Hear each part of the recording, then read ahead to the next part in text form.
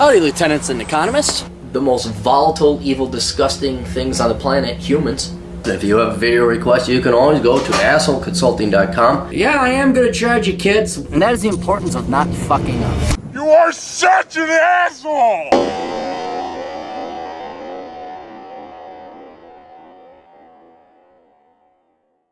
Hey Aaron, I wish to remain anonymous. I'm curious to hear your input on this, especially since you mentioned that all jobs suck a lot. I like a video response, but you needn't read all this in the video or anything like that. I understand it's a lot to read. All right, I am a student pursuing electrical engineering. I will be a junior next year. Past year, found yourself drowned in options, potential jobs using your degree. That's a good thing to have.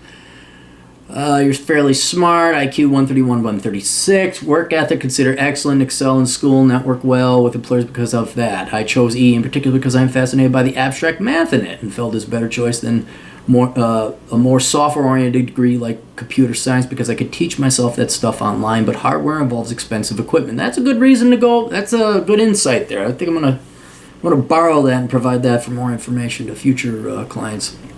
I'm teaching myself the necessary programming skills to move into data science if I wish to, and plan to take relevant EE class in communication systems and signal processing. There are countless directions I could take these skills. I am sure I will find something that interests me. Anyway, what I really wanted to ask was your opinion for not just me, but particularly any lucrative STEM major in general. Should we pursue a career in which we find a combination of interest and work-life balance, even if it means less but still substantial financial return? For example, if someone who pursue a fully funded PhD with tuition covered and a stipend in an interesting research-oriented engineering field, note that this is the norm, but they will be paid peanuts compared to someone fresh out of school with a bachelor's for the next 4 to 5 years. Or should we simply just head for the money and plan on early retirement, even if it means something like finance? I know you say all jobs suck, but I would argue a lot of technical jobs aren't necessarily fun, but they are very rewarding. I know, but it's my point with that statement is that after a while, unless they're changing it up a lot, man, it's novelty. The novelty and newness always wears off. I'll give you the example of porn stars again. They're actually probably very sick and tired of sex, if you can imagine that. Porn stars are probably sick and tired of gals with big tits and long legs and maybe just want a nerdy, quiet girl that'll make them some cookies. It's... But yeah, I mean, and the STEM is way more interesting than the liberal arts or anything because it is actually intellectually engaging and stimulating. But I'm just saying the going in and the going out and getting paid, it'll be more rewarding than, accounting. But it's still going to take its toll over the course of time.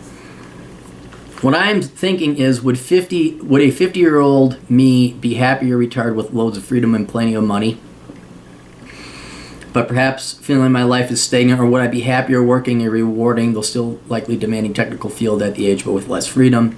And go back to age 20, what would your approach be to this situation? Recall saying you wish you pursue engineering. Thanks. Yeah, I wish I went into engineering because life would have been a hell of a lot easier. I would have been way ahead of where I am now. Here's the thing. You're going into engineering so you make the money. That's it. If you have an intellectual interest beyond merely making money and working in the field, yeah, then you could go and get a PhD or you could work on something more interesting. I had a kid working on quantum computing, and he had the opportunity to go and get his PhD, and he sounded like the candidate for a PhD. He had no social life. He was very awkward with girls. People loved him in the program. Like, yeah, you know what? And he had this genuine intellectual interest in it. Now you seem to have some genuine intellectual interest, but you're teaching yourself practical, employable skills. So for most people, this guy was a statistical oddity, but for most people, I would say just make the damn money, okay? Make the damn money. At least to pay off your student loans and build up a little bit of a war chest. Now, if you still have an intellectual curiosity after that, they're not closing down PhD programs. They'll still be there. They'll always be there. And you can get your PhD at any time. But I think that should be reserved for when your kids are kind of out of the house or they can kind of take care of themselves, like in high school, or your eldest child has their driver's license so they can chauffeur the other kids around and you and wifey poo ain't got to worry about that. I think then that's the time to go get a PhD And then you also have some real world working experience. You could draw from the real world and the practical world and apply it to something more academic. And maybe my survival, make ends meet, fight Maslow's hierarchy of needs, survive, skews it towards practicality and money. But just make your damn money, raise your damn family if you want one. Go have some fun, travel. You've been in school your entire freaking life. Just go have some fun. Get out into the real world. PhD program will always be there. And I think, especially now with the internet and everything, you may not even want to go get your PhD. I mean, you're finding out right now you can self-study online. I know that I've had an astounding education in European history through the use of podcasts. I didn't have to go pay some fucktard professor over at the U of M to teach me about the British history or how the Romans invaded or the Byzantium Empire. I just got it for free. And it's the same thing, I think, with a lot of stuff online now. You could get that for free as well. But if you really like the hardcore stuff where you need the physical computers and you'd like to do something that would expand your mind, okay, cool. Why don't you at least give yourself a vacation in the real world a little bit? Make some money, nothing wrong with that. Go have some fun while you're young. And then if you're still adamant about going and expanding your mind, you really want, okay, then you could go back and do that. Just make sure that you have the finances for it. You don't have mouths to feed or a wife to support. Make sure that that's all taken care of.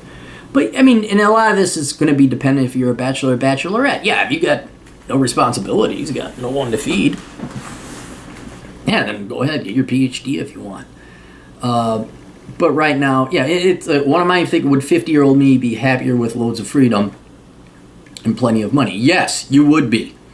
But 50-year-old you could go back by that time and get his PhD, and then you could be the established gray-haired professor. Maybe the Indiana Jones professor where your students want to sleep with you, and then you're sued for sexual assault or whatever it is nowadays. So, all right, that's it. Remember, free asshole consulting for the next couple days, as long as you promise to do all of your future Amazon purchases through my Amazon affiliate program. We'll see you guys later. Toodles.